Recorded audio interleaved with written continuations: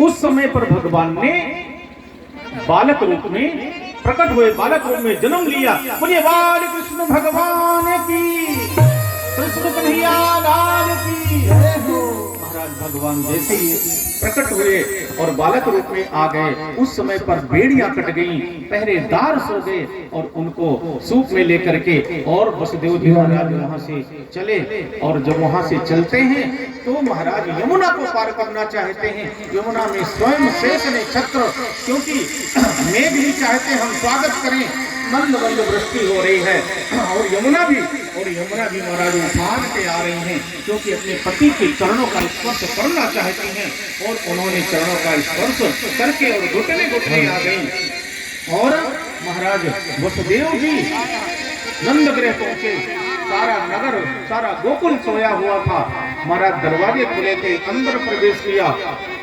मैया यशोदा के समक्ष कन्हैया को लिटाया और वहां से उनकी योग माया कन्या को लेकर के चले मथुरा आए।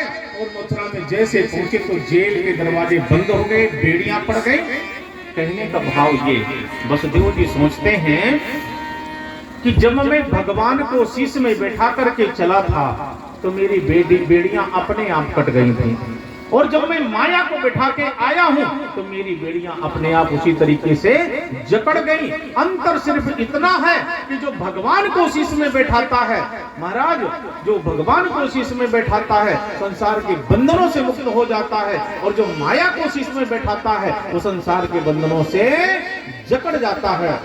अब यहाँ पर गोकुल में सवेरा होता है, बाबा दो दोहन कर रहे हैं। बहन सुनंदा आई, बोले बाबा लल्ला भयो है, लल्ला भयो हो बाबा, लल्ला भयो है। जैसे मालूम हुआ बाबा दौड़े दौड़े गए। अरे बोले बहन, मैंने जो रात में सपना देखा था, सांवला सलोना सा बालक हमारे यहाँ पर, बहुत सुंदर तेजवान बालक हमारे यहाँ पर आया है। और महाराज जो मैंने सपना देखा लगता है वही सपना मेरा आज साकार होता दिख रहा है। अब तो सारे गोकुल में धूम मची है, उत्सव मनाया जा रहा है।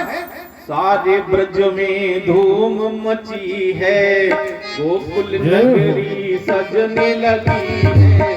जायो यशोदा जी मेला, बधाई बाजे अंगना में। जायो यशोदा जी मेला, बधाई बाजे अंगना में।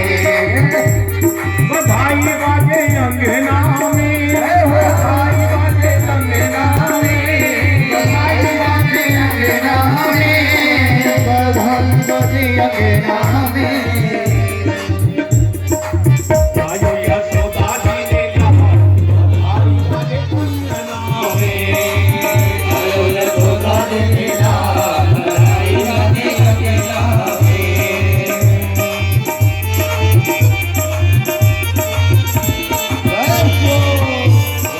ढोल प्रसंग बजावे, ढोल प्रसंग बजावे, ढोल